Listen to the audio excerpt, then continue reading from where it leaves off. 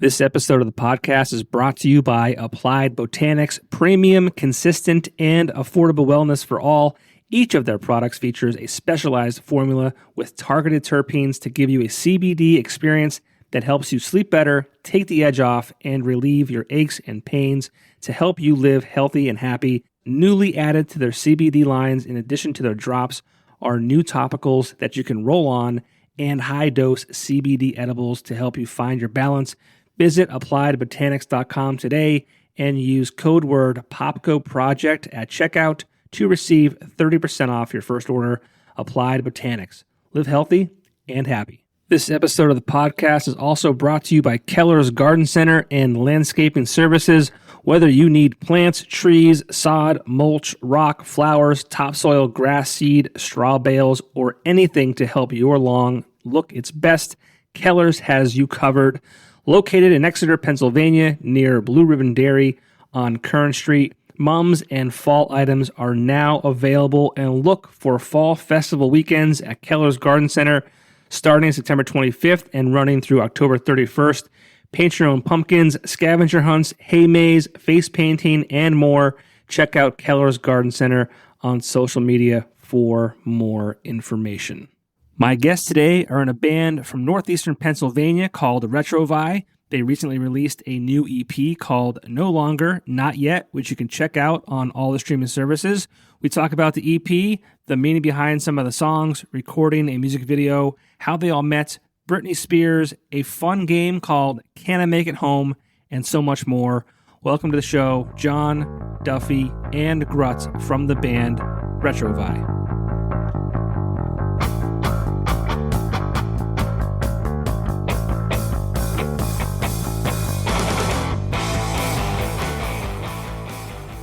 And we're live.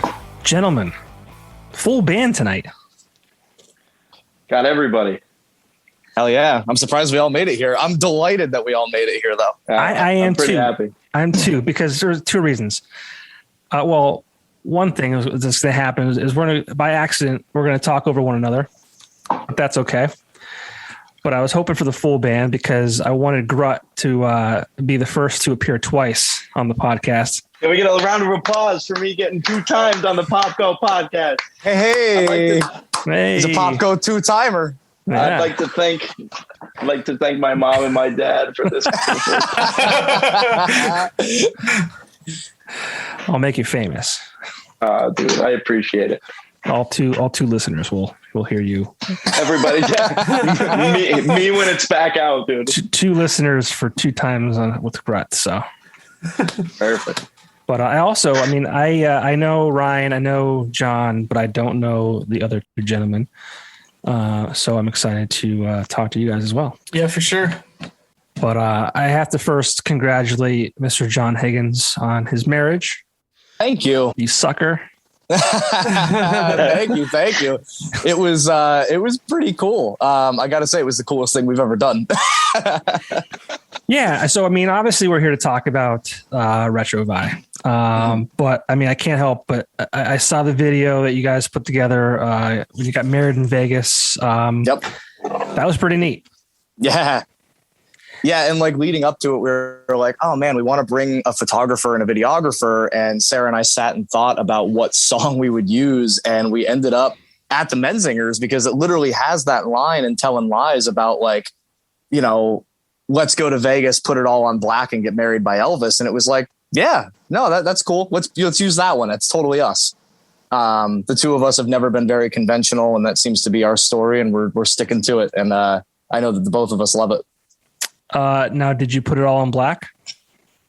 You know what? I did not, but I did win like $1,200 while we were there, and it wasn't all on black, but it was on the Wheel of Fortune. So we lucked out. All right. Okay. All right. But yeah, that was really a cool concept. Now, was that like a true, you guys eloped, I guess? Yeah. That's a true elopement. We just, despite number one, not wanting to wait because it seems like the world just keeps shutting down and it's sure sort of an indefinite reality that we're living in. We just didn't want to wait anymore. So we figured let's get this section of it out of the way, do this for us. We had the time of our life and maybe once everything is safe and good to be back around people and, you know, normal, I guess, if that ever comes back around, we'll have a big ass party and do it again. So you just started digging the grave is what you're telling me. I wouldn't put it that way. I'm happily married. I'm happily married. It's so weird. Most of the time. We keep, that's why you call me every night.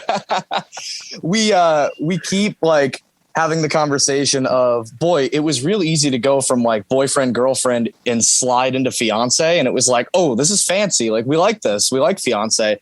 But then going to husband and wife, it's like, ugh, let's annul this marriage right now. Go back to fiance. This is awful. Now you can say, oh yeah, my wife this and my wife that. It's so weird. We just went to Chicago and like calling the hotel. Sarah was like, yeah, my husband and I are staying with you tonight. And I was like, stop, don't say that. Now, you didn't wear husband and wife shirts, did you? No, God, no. All right, I was going to rip you pretty good if you did. For that one. We have no, go ahead, Grut.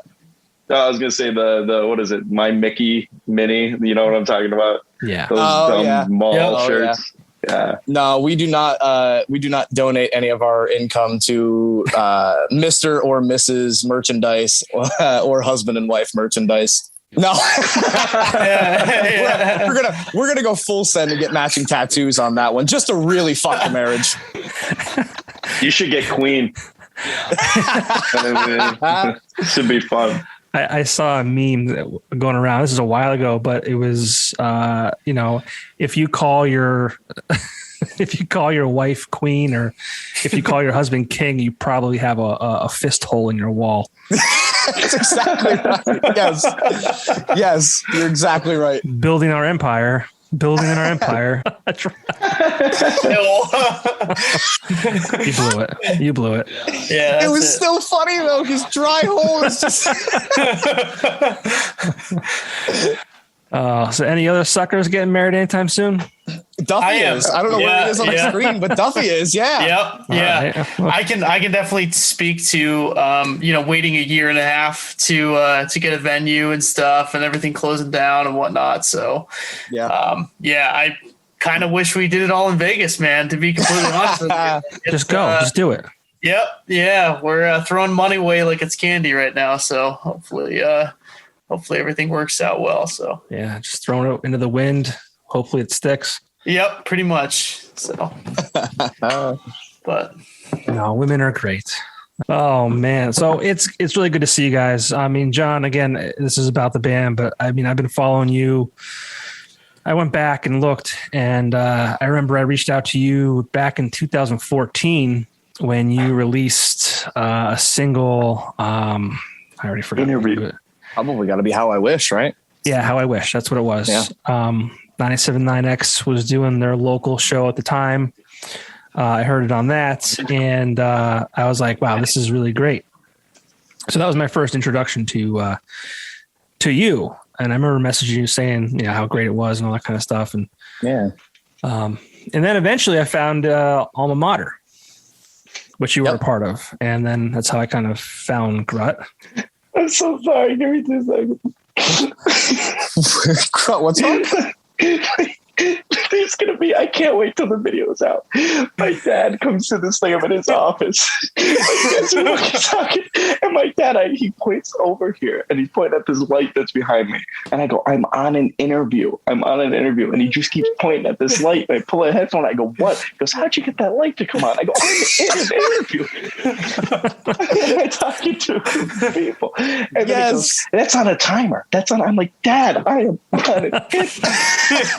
I'm so sorry, but yes, Alma Mater. Yeah. So to go back to where we were, yes, Alma Mater. After doing the solo thing, I met Vinny and Jerry and linked up with them. And shortly thereafter, we brought Grut on board for that band, and him and I have always wrote really well together. So after leaving that project and starting something new, there wasn't anybody I thought of faster than Grut to involve in this. Well, I feel like Rut's like in every band in Northeastern Pennsylvania at the moment. Yes. I promise you, you said that last time, and it really is starting to feel like that again. Like it really is really getting to that point. Yeah. No, but I mean, even when, John and I met, I think I was 18, and John asked me to be the bass player in Alma Mater, which was awesome. But John and I really hit it off. I remember we wrote one song together while we were in that band, and it was one of the easiest things I think we ever did.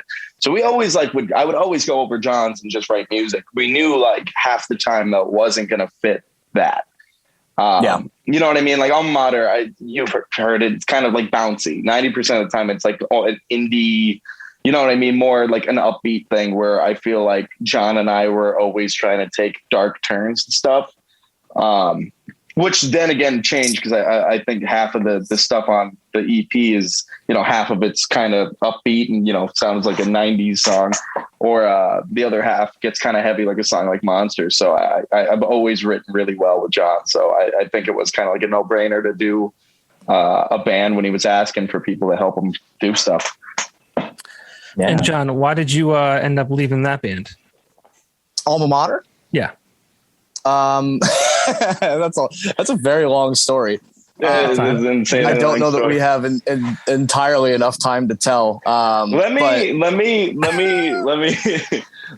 give. I'm not even going to give details. All I'm going to say is there was a falling out between John and I at one point, and we're all good now. And that was probably the end of John being an Alma Mater.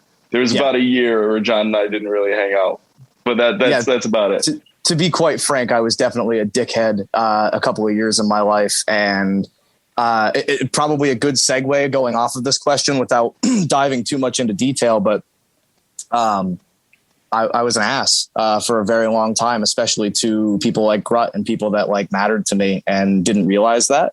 So I had to do a lot of like reflection and go to a lot of therapy and learn from my mistakes. And that's how a lot of the Retrovai music was born. A lot of this is about realizing that you were something, and now being in this in-between spot where like you don't want to be this anymore, but you're here, but you're not this yet. And just learning and growing and becoming a better person. And that's where the idea for the album title came from, was No Longer, Not Yet. And it's about growing. Yeah. And I think half of the writing process for the beginning of these songs were like John and I rehashing a friendship. You know what I mean? Like in the sense of like, I'm sure there was unsaid things by the time we started doing stuff again. You know what I'm saying? Like we really did. I didn't talk to him for a year, and not like, not that it never didn't matter, but like, I cared about the guy. It just wasn't jiving. And, but we got back together in a sense. We started writing music. And I mean, I think like half of it is why it works so well. I think it was like kind of a tension release thing. And it really is. Even we have a song called Joy, which is basically about that situation to an extent. Whether it's about me or not, it's about that situation. The title, John, what's the whole title of that song? So the idea for the band, I went on the internet. I'll try to give you the quick story. I found out that the Menzingers got their band name from like a rough English translation of troubadours, like singing troubadours. So it's like a German translation. And I was like, oh, that's kind of a cool idea. So I just was searching around for words that maybe didn't have direct English translations. And one of them was Retrovai. And I ended up making it more of a phonetic spelling because the French spelling is kind of wacky. So it's easier to understand. Looks like my last name. Us. Exactly. Yeah. So it's a little bit easier for us to grasp. And the definition, because there was no direct translation, was the joy of reuniting with someone after a long separation. So the first single, that song, we call it Joy, is a direct description of what this band is all about, is reconnecting with people that really mean something to you after not speaking to them for a long time. And that's sort of been the idea behind this whole band, was to just tackle more serious topics than I have in the past. I used to write really vaguely. I used to dance around topics. To be frank, I'm not really proud of a lot of the stuff that I've done in the past because of that. This is definitely the most honest writing that I've been doing. So that's why I'm so excited for this project. And to have you guys involved, number one, especially and Grut to have you back around as well. Yeah. And I don't want to keep going back to you, John, as just a singling you out here, but even like your, song titles for your, just you, they're kind of depressing, for the lack of a better word. I mean, yeah, absolutely. Get back up. I'm not okay. Afterthought, Alone, Storm. It always felt like you were trying to express, the feelings you had through, music, which obviously a lot of musicians do. Absolutely. Yeah. It was, I guess it was a bit of a cry for help. And shortly after I'm Not Okay came out is when I reconnected with people like Grut and Sarah, my wife. So that is definitely how my life was going at that point. It was really depressing. I wasn't writing about anything happy. And that's all changed, which is really, really cool to see. Yeah. Also, shout out John's solo career. It is very good. It is. I do like John's solo career. Dude, I was actually like jealous of the songs. I wasn't talking to him during the solo career, but the songs were really good. Well, I mean, How I Wish reminded me a lot of the band Sick Puppies. I'm not sure. Oh, that's good. Yeah. Okay. Which I was a big fan of prior to the exit of their lead singer, because I feel like it always sucks when your favorite band, the lead singer kind of leaves, because that's like, I don't think a band can really move forward without the lead singer. And people can replace, bass players and drummers. Not that they're not important, but I don't know. I mean, they're important. Very, very, very important. Very important. Most important. But you know what I mean? Like, the vocals, the lyrics, the stage presence, obviously the lead singer is kind of the front and center, but yeah, look at, we always tell the story of, the Gin Blossoms. Sarah and I talk about the Gin Blossoms all the time. All of their big hits were written by this guy that, I think he died. He drank himself to death or maybe committed suicide or something. And all of their huge singles came from that guy, and they dropped off the face of the planet after all those came and went. Yeah. Wow. I don't think I knew that. That's interesting. But yeah, I just don't, what's that one? It's a big band. AC/DC boy? 3 Days Grace. 3 Days Grace. I'm not. 3 Days Grace. I loved all 3 Days Grace. Hill after Adam left. Yeah, true. That's a hard band for me to get back into too. It was more of a classic rock band that I'm thinking of, though. Is it not AC/DC? Is it? Their main singer. Journey had their singer lead. It was Journey. It could be Journey. They got that guy from America's Got Talent or something like that. And he sounds just like, is it Steve Perry? I'm bad with names. Steve Perry's the original guy, I think. Yeah. That and like Sublime with Rome. I don't think Sublime with Rome is really doing much after, what are you gonna do? Not having the lead guy. Yeah. But it's a shame, but it's what happens, I guess. But we have this new EP out. You formed this band. Yeah. Is that how a lot of your stuff came together? Was just, passing stuff back and forth? Oh no, sorry. I was going to say, I just made an Instagram post about it. Some of them start as voice memos. A lot of them start as voice memos, and we just send them back and forth and try to demo out ideas. I think a majority, I said it when I was on with Joey's band, but I think a majority of it too is John and I love sending each other riffs. John and I's voice memos are just riffs. That's all it is. Our voice memos are a catastrophe, but I will, and this is per Jerry Maloney from Alma Mater. We have, what did he say? We have the cleanest Google Drive he's ever seen. Cleanest Google Drive he's ever seen. Yeah, John.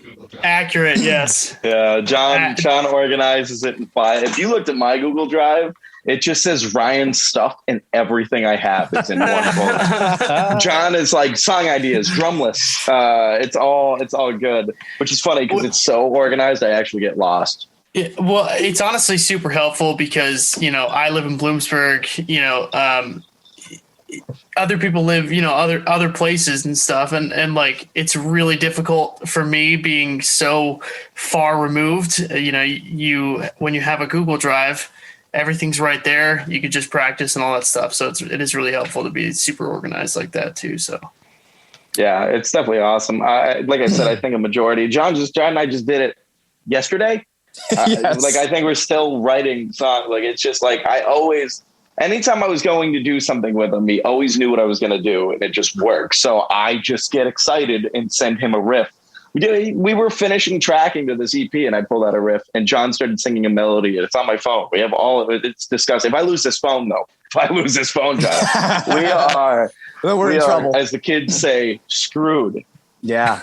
Yeah, we're sitting on a second EP already, and on a singles third on top LP of that. At that point, yeah, we've got a lot of stuff like in the bank. Yeah, so talk about this one at least. I mean, this is recorded. It's available streaming right now. This podcast might not make it up until, well, today is the 19th of August. This might be either the last week of August or the first week of September. So at that point, it might be out for almost a month or a little bit longer than that. So available streaming, right? Yep. And I think, I don't know if I was given some inside info, but you have a video for it as well. Yeah. Is that out? Yeah. So the video is out. We dropped that on Wednesday, I think, before the album came out. I think I did like a random YouTube premiere, and I was like, sure, 3:00, because there's really no rules. I say this all the time. We're not Beyonce. Nobody's waiting for the next Retrovai record. So like, you could pretty much just drop stuff whenever you feel like it, which is sort of the mentality I've taken with this band, is trying not to take it so seriously. And I consult these guys a lot, and Sarah, to like talk me off the ledge about how serious I'm taking things. So we put the music video out on Wednesday and dropped the album on Friday the 13th. The EP is called No Longer Not Yet. Again, I kind of alluded to the story behind it, but it's sort of I don't want to call it like a coming of age thing, but it's about growth. It's no longer being in a place and being in the gray area in between before you get to where you want to be. And I think that most of the tracks sort of outline a lot of that. I touch on that exact line in Hints of Autumn, the opener, which was never meant to be a song. It was just sort of an interlude. I really liked the way it sounded, and it just happened to end on a similar chord that Feel Alive starts with. So I sort of made those two a little flow together, intro and first song. And then Feel Alive kind of glides right into Paradise. They were close in BPM, so the EP just keeps rolling. Then you go right into something a little bit more like grungy, like Shattered, and then you end on a hard hitter like Monsters. And along the way, each song sort of tells a story. I guess like try to give one or two word like ideas. Hints of Autumn is the whole concept of the EP, the growth. Feel Alive was directly about codependency problems and just overcoming that issue in life. Paradise was written around a fortune cookie. That's why it says Paradise, the fortune cookie song. I still have the fortune cookie here somewhere. And the line was sweet memories are the paradise of the mind. And I was like, I'm going to challenge myself and write that. And I did it. And it oddly went political. So it's sort of the idea of trying to navigate life in 2020, 2021, while still having some morality and some empathy, and the frustrations of that. Shattered is about a much more serious topic. It's about assault, specifically locally and things like that. And then Monsters is again sort of a touch on maybe some codependency problems that I've experienced in my life. Not being able to set boundaries with other people and not knowing how to say no or when to say no, and watching some things crumble before your eyes because of that action and living in those consequences. And that's sort of the brief overview of the album EP. Well, that's more than I could have asked for. not more than I wanted. I mean, I appreciate the overview of it all. And I told you that when I heard the album in its entirety, or the EP rather, it went from one song to the next, but it really flowed very nicely. And they're all really good tunes. I mean, I'm not going to say I was surprised or anything like that, but like I don't know. Yeah, no, I was just like, I was impressed. I was like, it was a good collection of tunes. And like I said, they flowed really nicely together. And, John, would you say, it sounds like you're the primary, if not sole, lyricist, right? I would say for this portion of it.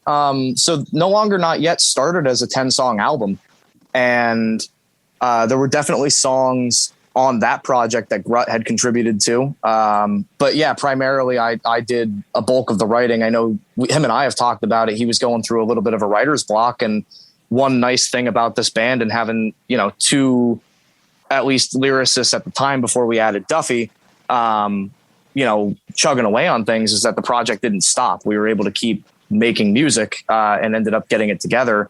And then we decided to split the album in half just to get something out sooner than later, because we wanted to play some shows in 2021 and not have to wait until 22. So that's why we kind of alluded. There's a second EP that's basically already done.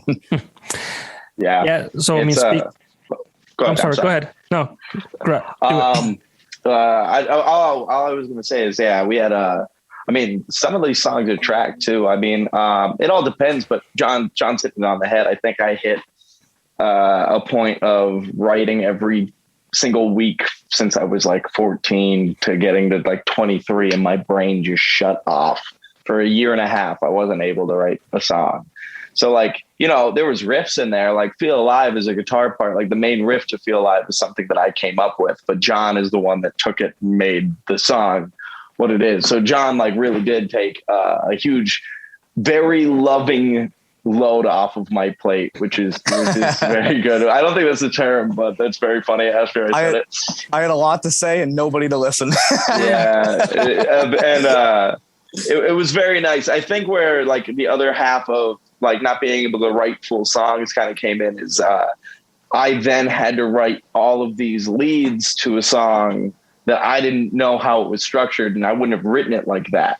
Like Shattered's a perfect example of a song that I hear those chords and I'm like, I wouldn't have done that. I wouldn't have made those chords. But when I had to sit and write a lead, it really challenged me. And I actually I love the verse leads in Shattered. I love most of the leads I did on the record, more or less because it kind of made me uncomfortable to make them. I had a whole list. Sorry to ramble, by the way. No, do it. Do it. I had a whole list of I sat at home. I have a setup at my house. So I sat and made up all of these leads. I would call John and be like, I have all these ideas. And when it came time to track, we did 2 days of tracking at John's place for my parts. And what mostly happened is John and I got real creative and laughed, and I rewrote all the parts for almost all the songs. And it was just funny because that part for Shattered, John and I were laughing, going they're really weird, jazzy looking chords. And I'm like, John, where should my finger go? And he goes, here, it should go here. And I'm like, yeah. Dude, I don't know music theory. And in that moment I was like, yo, A major diminished. And I don't know music theory at all. So I was like, what number do I need to put my finger on? 1, 2, 3, 4, 5. We figured it out. And I would say your leads on Shattered specifically are probably I'm going to say the coolest on the EP. Monsters is a close second after all the layers that we did in the bridge. Yeah, I like a lot of this stuff. It really did. It kind of it pushed me out of my comfort zone. I don't really think it sounds like anything I've had a heavy hand in. You know what I mean? Because I even I remember you even said where when we listened to that song we did with Joey at Foxhole, you could kind of hear certain parts of me in it, in the sense of kind of sounds like an alma mater song. And with this, it was kind of hard to get it to sound like that because John wrote the skeletons of these songs. You know what I mean? So it's kind of cool for me because my brain didn't go into default. Let's write this. Right. So it's a really interesting time. I love these songs. I'm really proud of them. Well, it's funny too, because I listening to these songs, I didn't feel that, you had, a big, this is the wrong way to put it too, but no, but a bigger part in it. Yeah. But I mean, obviously you had a part in it, but I didn't hear oh, that's Grut. That's alma mater. It was definitely, different in that aspect.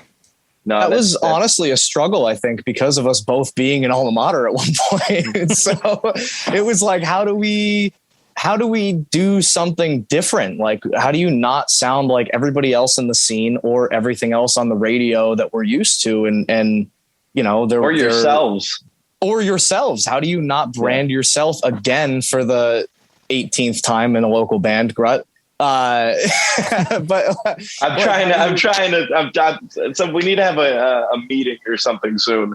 I think you guys need to sit me down at like an Outback and be like, you gotta fucking stop. I'm gonna keep you writing I'm going to keep you writing interesting things for Retrovai. I'm going to tape your pinky finger down, or maybe like one of the other ones so you can't use it. So you just have to think about different leads. What if I was just like, guys, listen, I'd love to do this interview. I have to go to Poker Night. And you just see me like leave with like, and they're like, geez, there it goes again. Right. There's a word, Grut, and the word is no. Dude, let me tell you, you'd be proud of me. I have said no. So I'm really I'm in 4 bands right now, which is, it's this one, Robinson Aid, Alma Mater, and University Drive. And I've had other people. There was somebody, I can't remember who it was, so I kind of feel bad. But it was more of a hip hop thing that they wanted me to be a part of. They were like, hey, can you help me out with this? And I was like, I'd love to, but I am 4 feet from just I don't even fill in the blank of whatever you would do. I literally don't have time to myself that much anymore. Everybody makes fun of me for it, but I love playing. I just love doing it. These are all my friends. Like Joey is fantastic. I've been friends with Vinny and Jerry for years. John's one of my favorite people to write with. And then I've been working with Ed, and Ed is a horse. So, I kind of watch what Ed does for the most part, because he's just murdering it 95% of the time. But you know what I mean? It all has its different spots. I just love playing. There's nothing more I love doing. No, and I joke about the word no, but I'm a big advocate of saying yes to everything, because you never know what can happen from saying yes. I mean, if you say no, there's no chance, right? But if you say yes to things, dude, even being that's why I'm in University Drive. I took that tour offer. I wasn't in the band. You know what I mean? And just kind of changed. I got to go and do that whole thing. I had to figure out my job, everything like that. But I don't really know if there's ever been anything that made as much sense to me. You know what I mean? I always feel like I'm kind of, well, watch me get deep, Johnny. Watch me get deep on this. Let's do it. But there's never really been anything that I felt like I could kind of fit into. And it's like the most cliche thing, but that is the only time where I feel fully comfortable in my own kind of skin. You know what I mean? It's just making or playing music. It doesn't have to be. It could be in front of one person eating a quesadilla. I don't really care. It's so much fucking fun to me. That's good. Yeah, it's the best thing in the world. Yeah, people search for that feeling their entire lives sometimes. So it's I'm just glad I found it. Yeah, you know what it is, and what what you want to do. That's great. So nothing wrong with that. No, I'm just glad it was this and not donuts or something. Donuts are good. Donuts are amazing, but God, can you imagine if I was that passionate about pastries? God. I wish I was, I like a lot of things. But I feel like I'm not passionate about any one thing. I I love doing this, but there's days I'm like, I'm going to just, stop and pack it in, and it's whatever. I don't know that outside of my family and taking care of my son and my wife and things like that, there's nothing about my life that I'm like, this is what I'm meant to do. So good for you. Dude, it's a weird thing. The thing that's weird about it to me is, and you could ask any of these guys, I'm not a serious person. I mean, you even know that. Mm-hmm. What do I take seriously ever when you talk to me? You know what I mean? So for me, to really sit down and be like, Toby just left. Yeah. He's like, they didn't even acknowledge me yet. I didn't even say my name. I'm out of here. He's like, fuck this. He told me, he was like, I'm a bad interviewee, so I hope that he doesn't ask me too many questions. And I'm totally going to, when he gets back, we're going to slam him with some questions.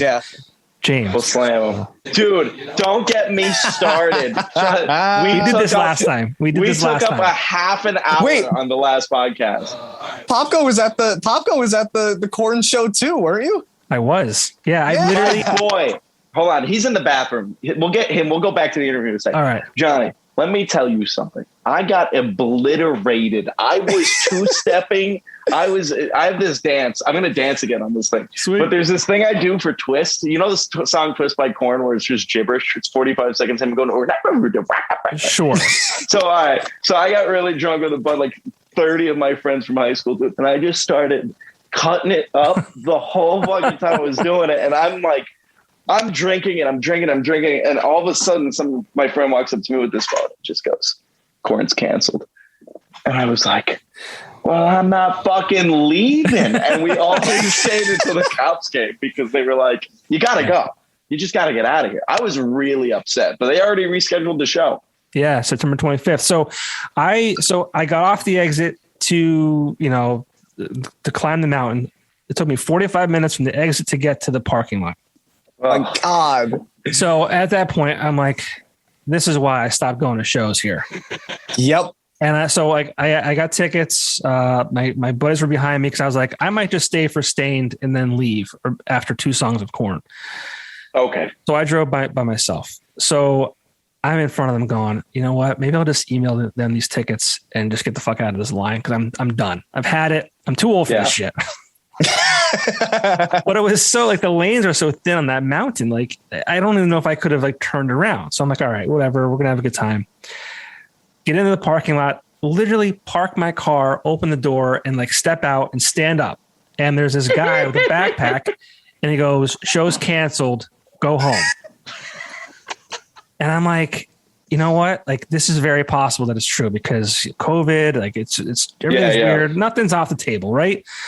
But it's just this random dude. So I'm like, this guy could also just be fucking with us. So then I look around and I'm seeing people walking from like down below, like up the gate and the coming parking back. lot. Yeah, like where that gate is by the Job Johnnies. Yeah. And I'm like, man, there's people walking up here. That's not good. And then I see cars just, like hurrying to leave. It's the quota, hurry up and wait because they got in line to leave and they didn't move. Yeah. So I said, well, we have beer, we have our chairs. So we took them out and we sat there. Did you do it too? Yeah. I sat there till 8:00 until the sheriff came over and said, yo, you guys got to pack it up. We're like, okay. Yeah, that's all we did. We literally, we set up our table. We just kept playing beer games. And I was so like Korn was my number 1 band as a kid. So I was excited. But here's the thing. I also love Stained. So I was like, I was just getting ready, Johnny, for the best night of my drunken life. Dude, I mean, it was a Saturday, night concert. You can get there early, do some tailgating. It was sunny. The weather was like perfect. Beautiful weather. It was going to be a great night. It was still, you know what though? I had so much fun. I didn't even care. Yeah, I mean, what are you gonna do? It is what it is. But somebody has returned, and I feel like putting him on the James. spot. Yeah. It's time for the hot seat, baby. Tell us your story. I want to know. I'm gonna make a drink. Everything about you from the time you were born until right now. Go. Oh, there you go. Yeah, that's good. Thank you for that, Gret. Every time. I've been playing music with John since high school, man. I mean, we've been in and out of bands. Nothing like super serious, I would say. We started in Righting Wrongs. I don't know how long ago that was. That was a long time ago. Almost. It's got to be almost a decade. Don't say that. Yeah. And then I was in a ska band for a hot second. And my brother played in Those Clever Foxes. So. I mean, I've been into the, NEPA scene kind of in and out, but nothing really serious necessarily. And so it's really good to just be together with these guys and doing something interesting and different. I've never played bass before on anything. I've always been a guitar player. So this is all new for me for sure. Welcome to the club, buddy. Yeah. And I've done some solo stuff too. Like John's recorded, me doing some solo stuff, songwriting and things like that. Doing a couple of different acoustic cover bands and things like that, but never really something solid. And I feel like this band in general just is that. So I'm really excited for what's about to come out. Yeah. Cool, but no, seriously though, where did you go to elementary school? I'm not. I went to Wycallis Elementary School in Dallas. Junior high? Where? Dallas. High school? Dallas. College? Yeah, he was a year ahead of me. I'm an occupational therapist in Danville, Pennsylvania right now. So I went to Misericordia University. Okay. Yeah. Do you work at the hospital in Danville? Yep. Yeah. Not the main hospital, but I'm inpatient rehab unit. So yeah, I help people get home and things like that. So there you go. Yeah. Yeah. Duffy doesn't give himself enough credit as a songwriter. He has over the years written some of my favorite stuff. And this might surprise you, Duffy, that I remember this, but like 18 and Clueless was great. That was a good like just kind of punky song, and we had some remaining parts of my first band, and we brought Duffy on to play bass with us and play some of his stuff, and we played like the Sherman Showcase out in East Stroudsburg or something. And I was like, dude, like this kid's really good. I say kid, he was older than I am. But since that time, like I haven't found anybody else that could sing harmonies as well as Duffy can. He's always been super easy to work with and just has great ideas. He sent us a song idea recently for future Retrovai stuff. So it's just, it's cool to have that member of the band, added in, and somebody that's also willing to like just learn and I don't know, experiment, especially with an instrument he hasn't done before. Yeah, I mean, sure. So were you like, oh, I want him in the band because obviously you needed, he didn't Absolutely. play bass, but he's playing bass now, so it's like, you're gonna do this and you're gonna like it. Well, I mean, honestly, he was like, hey, like, you should play bass for this band. And I was like, all right, man, I'll go to fucking Guitar Center or, pick up a $200 bass, like beat up piece of garbage, like right there. You know what I mean? So, but yeah, I mean, honestly, like whenever John needs somebody like as a musician and stuff, like I'm pretty much down for whatever he's into. So, I mean, granted, like it hasn't always just been like the music scene. I've been really into like musical theater when I was growing up, stuff like that. So that helped obviously with like harmonies and things like that. So I think I do bring a lot to the table as far as like that kind of element to broaden the horizons of Retrovai and things. So he's very modest. I would agree with that. I think half of the dude, it was so cool because so long story short, I met Duffy when he first did he came for the first practice. He is the cover. He is the cover of the first Alma Mater EP, and I wasn't on that. So I didn't I've seen his face for years. That's funny. Yeah. Wait, I'll show it to you. It's this. Yeah, it's just him doing that with a t-shirt. But like, Gary took a photo of him for the cloud cover EP. If that looks familiar to anyone, yeah, it was. Because I'm sitting there and I'm talking to him, and I'm like, "Yeah, I feel like I've met you. I feel like didn't we meet somewhere?" And he's like, "I don't think so." And then John was like, "He is the cover of the album you've been playing. You've been playing on this, yeah. You've been playing on this for so long, and here. I don't even look at it anymore. So that's why I was laughing so hard. But then he came in, we played together, and he just started nailing harmonies, and it's so nice because like when it comes to singing, I suck. So it's not my favorite thing in the world to do. I like doing it. I'm just not as confident about it. Like if I have to yell, that's cool. Like I just disappoint my mother again. But like I could do that. I know I could yell. But to have Duffy come in and do harmonies, we're literally using it up to the like when we play live. I mean, geez, like a song like Monsters, like we are using all three of us a lot. Like we are definitely using the fact that three of us are touching a mic. That was a big thing in Alma Mater too, that I wanted to carry over because I said it then and I'll say it again now. It's sort of like that quote from Waiting. It's that little extra that takes you from ordinary to extraordinary. And I think that harmonies in a live setting really do that. And again, I couldn't think of anybody better than Duffy to come in and do it, who's played enough shows without having monitors, but could still hit the note exactly where we need to be and just get up there and crush it every time. And I wanted to have that same thing that we did in Alma Mater with 3-part harmonies and just a lot of layers that we could replicate in a live setting too, without overdoing it. And it's been working really well. I think you're right though too. I think you're right in the harmonies aspect of it, because I remember like being out seeing shows and like, the band's playing and then you hear those harmonies and it's almost like, what the fuck is going on here? Yeah, that's pretty neat. It's really easy to screw them up. You know what I mean? Like it really is. Like that's one of the biggest pet peeves that I have whenever I see like somebody, someone performing.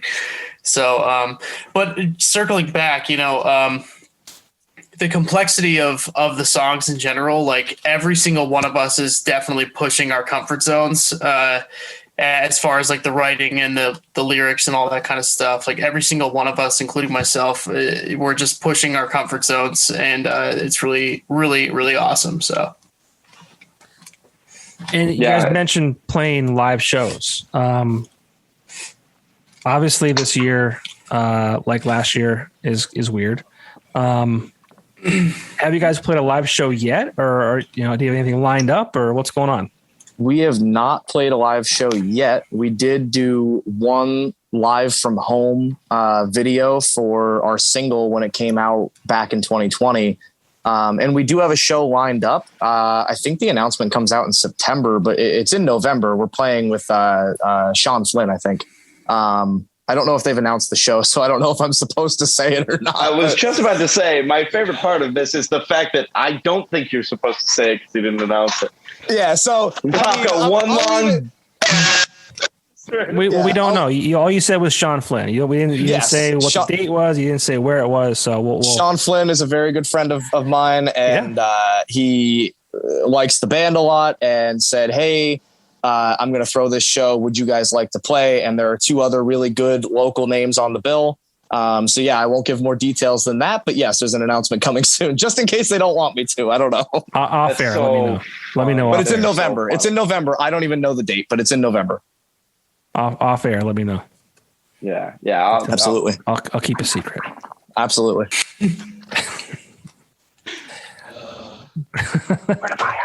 I'm not coming over there. Dude, it's like 5 minutes to it. I can see you. Dude, you said you were going to come shovel my driveway and cut my grass. You never did. Grass. I probably did say I'd cut your grass because I actually enjoy doing that. You said you enjoy cutting the grass, and I had a pool, so I have a pool. So I said, what? All right. Yeah. No, you didn't say that because I would have been over already. I did. Look, play the tape. Play the tape. Play it back. I have slight beef to pick with you in an off subject, actually. Slight beef. I'm driving around. I get up the street, right? Windows are down. I don't even have music on. I'm not even listening to anything. I'm enjoying the nature. You, sir, I'm at a stop sign. You're on the corner. You got your whole family with you. Everybody looks great. I threw you the friendly neighbor. You're looking right into the windows of my soul. And I threw you the most friendly, hey, what's going on?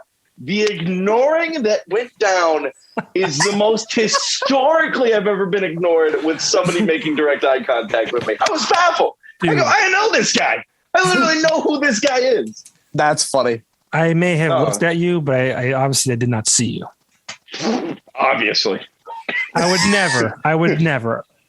No, he literally. I'm making sure I don't care what asshole's in the car. I'm making sure this guy doesn't run the stop sign and hit my family. That's what I was worried about. I imagine you're just whispering to your wife. He said he cut my grass. Fuck yeah. He never did. And you see me like, hey. Dude, I'd say sorry if I No, dude. Purpose. But you didn't. I'll give it to you. I don't think you saw me, but let me just inform you though. My feelings were hurt for about 4 seconds later, until a bee flew into my car and I didn't care about you anymore. Yo, did Vinny ever tell you the story about? It is one of the funniest things he's told me. Yes. Can you explain it though? Can you explain it because it is really funny. I'm driving on. Shit, I don't know. It's a street off of Rudder Ave in Kingston.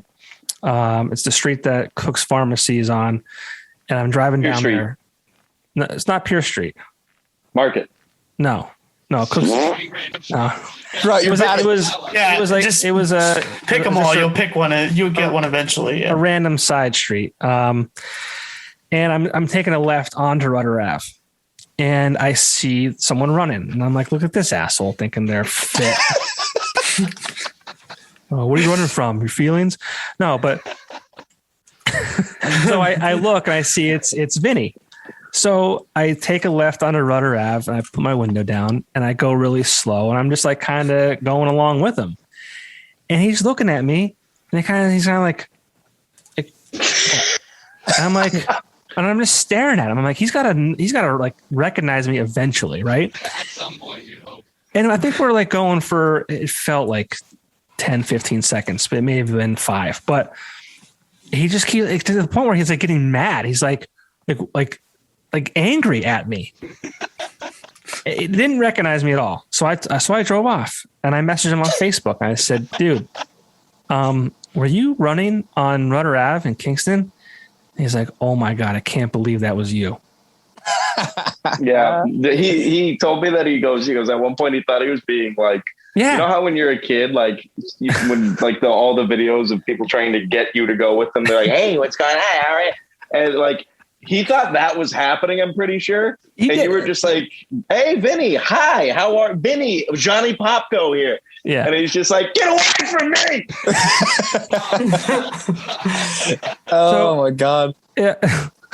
so here's the message. I said, did you have an altercation today? He says, was that you driving that I was ready to throw hands at? He said, I was running and felt this car speeding up and slowing down with me and thought I was going to get kidnapped. In the car. I'm like, how afraid are you of life? Like, you're not a small individual. Like, taller than me. I said, it was me. He goes, I'm sorry for any hostility. I thought someone was trying to pick me off.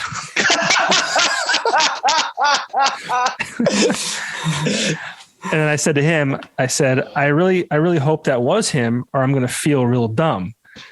He's like, oh my God, I'm in tears. This is perfect. I can't wait to tell that story on stage. Oh, dude. Oh my God. Yeah. I'm like, do you have a fear of being kidnapped? And he's like, not particularly, but I've had my fair share of sketchy run-ins while on a run, including accidentally stumbling into a Klansman meeting once. That was fun. Oh my God. Where is he running? I don't understand. Dude, I thought he lived in like a nice neighborhood. Like he lives in Kingston.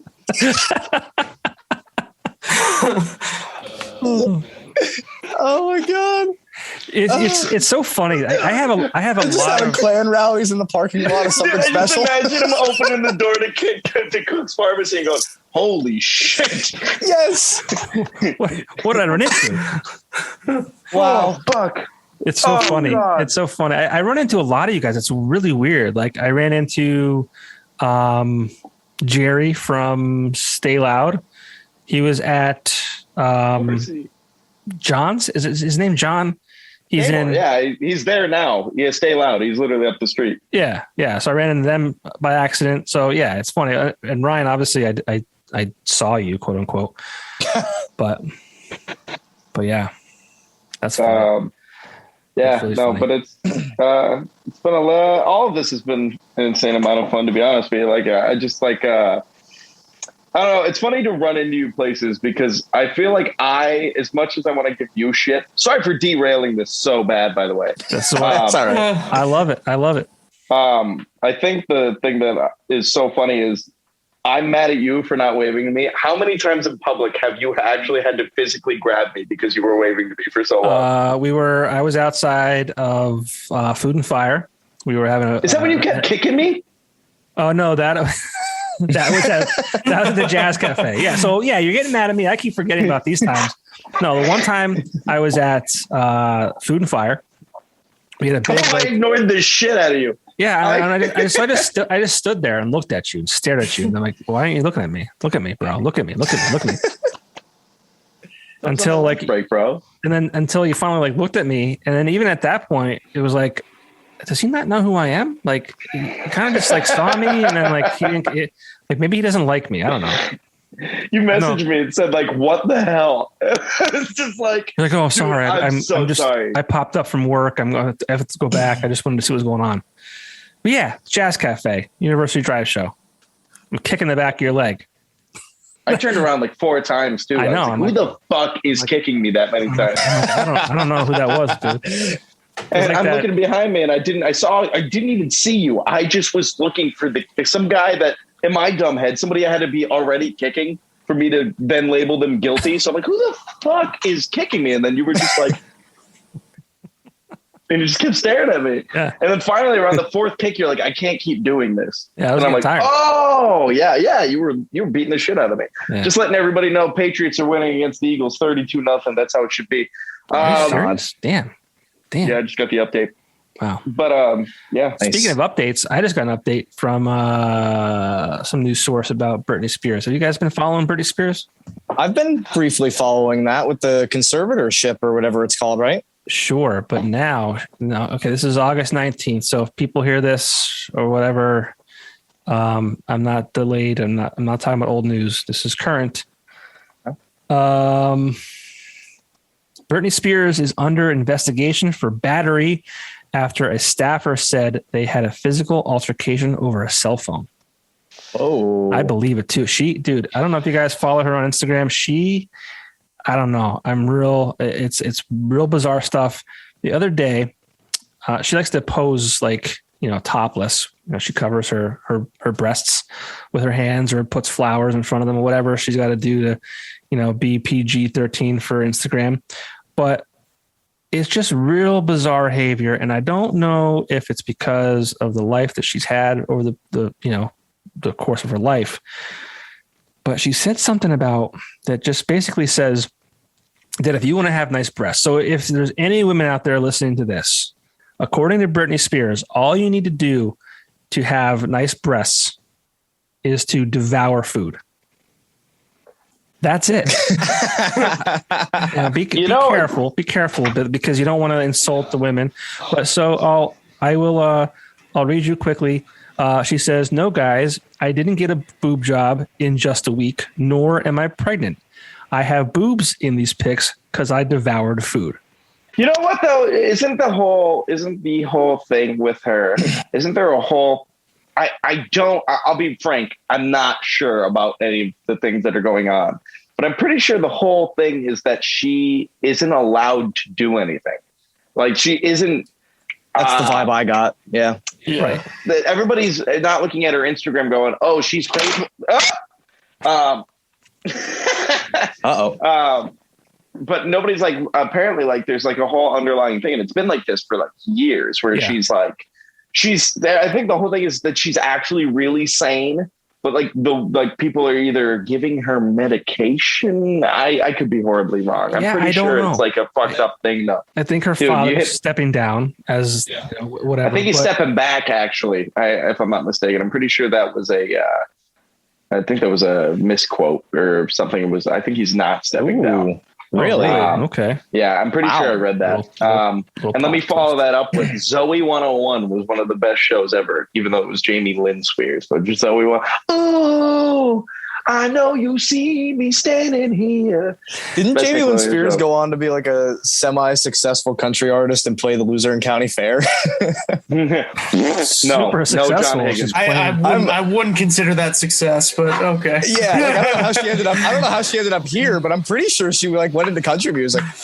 I don't think she did. That is true. That is true. I don't think she got famous playing country music. I think she got pregnant and left Zoe 101. Oh, I was a big fan of Hilary Duff and whatever show she was on. Oh yeah, sure. You were such a big fan, you didn't remember the name of the show. I don't actually. I'm trying to find it right now. Actually, yeah. You know what? This is roasting McGuire.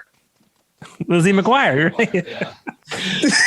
Dude, there was this girl. I used to live in Kingston, right by Cook's Pharmacy, across from Abe's Hot Dogs. And there was a girl who worked at Abe's Hot Dogs who looked like Hilary Duff. Yeah. It was my future wife. Never happened. Wait, is that Oh, okay. No, The story took a turn. I was like, wait. You married? No. This is. I was gonna say, wait a second. You married? Yeah, I married the Abe's hot dog girl now. Well, I didn't know how you guys met. That's why I was like, is that the story? There's nothing wrong with working at Abe's Hot Dogs, let me tell you. Yeah, right. John Higgins and I both worked at Abe's Hot Dogs at one point. Too? So. Yeah, we did, man. Yeah. I didn't know that you did, Duff. I know I did. Yeah, right after you quit. I was like, I think I literally swooped in when you quit. For real? I didn't know that. In for Kingston? like a hot second. Yeah, in Kingston. What year? Oh man, Maybe you know the girl I'm talking about. 2014. Oh no. Yeah, 2014. Because I graduated in 2013, so I was probably there. I forgot you guys are like 1,000 years younger than I am. I'm talking like 2002, 3, 4. Oh God, dude! I think my mom took me there. Yeah, I was still in diapers. No. Yeah. If you want a good question. Abe's hot dog, ask John about his arms. I didn't finish that sentence. If you want a good Abe's hot dog story, not a hot dog. That would have dumb. I fucking oh my God! I fucking fell on the grill. Oh no! It's a real long story, but there was soapy water on the floor, and I fell on the grill and burnt my forearm off, and ended up in the Lehigh Valley Burn Center for like 2 weeks. And then Duffy got hired. Really. It healed nicely. It healed great. But boy, they were certainly worried there for a minute. It was not fun. They weren't worried at all. You gotta Duffy. They weren't worried at all. Oh no! I wasn't worried. I swooped right in. Well, who had to scrape John off of the grill? Oh God, probably me. Sounds terrible. I worked at. No, go ahead, Duff. I was gonna say I worked at a Pizza Perfect, and this was the Oh, did you? I literally worked there for like probably 4 weekends, and then I was like, nah, I'm good. But the last day that I worked there, they had these pans that were stacked super super high, and I walked right by it, and I burned like grill marks all the way down my arm, the whole way down. Yeah, it was crazy. Ooh, it was nuts. There was a girl I went to high school with. I quit immediately after that. So, oof. Yeah. There was a girl I went to high school with, if I remember this story correctly. I could be way wrong, but I think she worked at the Apple Tree Terrace and dropped her cell phone in the fryer, and out of instinct, put her whole hand in the fryer to get it. Yeah. No, yeah, that definitely sounds like something people would do. Just damn. I got more hurt in the restaurant biz than I did the car industry. Man. Before any other band related things happen, actually, I have a story for Johnny Popko, and it relates to something you said right at the beginning of this. We were talking about people punching holes in walls, and I just feel like you'd really appreciate this story. And I don't really tell many people this story, and I'll make it so quick. But I used to work at Guitar Center, and I live here. So it's about, 20 minutes, maybe 20 minutes to get home. And I used to play this game with my stomach called Can I Make It Home? Which is if I had a shit and I didn't want to hold up anybody, I would try to make it home. Yeah. I love this already. 95% of the time, I wouldn't make it. Not that I would shit myself. Damn. I would just have to stop somewhere. I had control. So I had one day, my body gave out and I had to stop at, in Avoca, the convenient, right across from Lions Barbershop, the convenient mart. Yep. Okay. I go in there. I shamefully, I shut the door to God. I blind myself. I take the worst thing I could ever do. And I'm leaving. And I'm probably like 18 or 19. And I'm leaving this place, right? And there's a guy, I shit you not, in a tank top with a Monster Energy logo tattooed on his forearm. And he's sitting there in the parking lot on his phone, right? In front of my car going, fuck no. No, what do you mean they can't get me? They can't get me. What am I going to do? And he's looking around. I go, I don't know why, Johnny. I go, hey, what's wrong? And he goes, my wife is giving birth and I don't have a ride anywhere. The only place they are right now that they need me to get to is the abandoned Kmart in Pittston. And for some fucking reason, I go, I'll take you. So I get this man. Oh my God. Wow. So I put this man in my car. With the whole idea. I go, he's going to rob. I had my wallet like at the ready. I was like, Rob, here you go. Like, do you want it? So I'm driving him to the abandoned, not lit up parking lot of Kmart. And when I get there, there's a car waiting for him. And he's crying hysterically. He goes, oh my God, I thank you so much. Thank you so much. I'm going to name my son after you. I'm having a son. I'm naming him after you. He goes, what's your name? I go, Ryan. He goes, Brian. Perfect. And just shut my door. There's a kid out there named Brian that's supposed to be named Ryan after me because I took somebody to the fucking abandoned Kmart parking lot. Why? I guess the question I have is why if his wife is giving there's birth? no hospitals near that Kmart.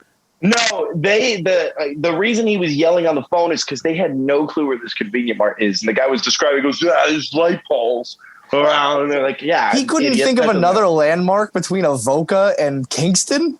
He had a Monster Energy logo tattooed on his forearm. I don't think decision-making is his best trait. Touche. So was his wife having the child? Like, she was already at the hospital. This was just a car. So why didn't he just ask you to take him to the hospital? You drove because I guess there's already a patrol car looking for him. Like there was already a group of people that were on. There was someone, he was on the phone with, let's say it's her brother, and he's like, and he's like, I see a basketball hoop, and they're like, yeah, that doesn't fucking help. And they're like, we're by this Kmart, and then I was like, I know where the Kmart is, and he goes, do you, little shitty boy, little poop man? Like, can you take me there, poopy guy? And I was like, yep. And I did. He gave me no money, but he named his firstborn son after me incorrectly. Named it Brian. Kind of. He named it Brian. An R and a B are very close. Let's be real. Little swoop. Let's be real, gentlemen. I don't think he had any say in what that kid's name was going to be. That kid's name is Luke. No, Luke. The kid's name is Kyle. Yeah. Kyle Jr., dude. I named it after his dad. His name is Kyle. Yeah, his name's Kyle. Sorry for the derailing again. I love it. I fucking love it. I love it. Well, listen, I also don't want to keep you guys for the rest of the night because it sounds like Rut needs to get back to the football game. That doesn't matter. It doesn't matter. It doesn't matter. I'm getting updates, Popko. Don't even worry about me. Okay, see ya. Bye. I would laugh if you just like, okay, bye, and booted him from the chat. That would have been oh my God. Can I do that? Can I do that? Yeah, I think you can do that. Yeah. Rename. I promise I will. Oh, I could. I could remove you. Oh my God. Bye-bye. All right. So Retrovai, the EP is out now, streaming everywhere on all the good stuff, the Spotify's, the Apple podcast, or not podcast, Jesus, Apple Music. Yeah. All that stuff. But share it with your friends. Check out the music video on YouTube. It's on Bandcamp. We're not, obviously musicians don't make money off music sales, but it's on Bandcamp for free if you wanted to make a donation. Also, I'm trying to think of anything else. We're going to end up getting merch in order when shows come back around, and it's going to be donation based, I'm pretty sure, right, John? Correct. Yeah, we don't have all the particulars worked out just yet, so I don't want to get too ahead of ourselves, but yes, we're trying to come up with a merch situation that we can just give away. I understand that supporting bands in the local scene isn't always easy, and it also isn't always the most comfortable thing to ask people for $10 for a t-shirt that you had made for your band or whatever. So we are, we have some ideas in place to get affordable merch made to just give to people. Right now we've got a couple of pin packs made that I have the pin maker right there off screen that we've been pressing ourselves, and it's been like 3 cents a pin. So it doesn't matter. Just take them, wear them, tell your friends about us. And, we'll have t-shirts and things like that in the future and some stickers and whatnot. But we, also trying to think conscientiously, conscientiously. I can't say that word. Yeah, I know you got it. You nailed it. But we have a cool idea of like reusing maybe some t-shirts from like the Salvation Army and doing our own printing. So that's all kind of in the works. We're still working out the kinks there, but there will be merch as soon as shows start up. You know, you're insulting me, right? I as I was saying it, I was like, Popko works for Axelrad. Yeah. We're just going to print our own shirts on rags. On rags. On rags. We're gonna print our own shirts on rags. Yeah. I have this idea, John. I'm kidding. Oh, dude, man. Listen, if you don't wave to me again, I understand now. It's very now it makes sense. Yeah. Now I get it. Sense. No, but for anybody that is listening, it means the world for anybody to check out any of our music and leave, even a thought of if you liked it, if you didn't like it, and just really dig into the messages, because I think like most of the, all of these songs really mean something, and especially a song like Shattered has such a fucking awesome meaning, and to really not just don't let fucking shitty people be able to keep being shitty. So really look into the fucking song. At the end of the music video, there's some nice fucking numbers you could call if anything is currently affecting you in that manner. So, just like I said, don't let shitty people keep being shitty. So.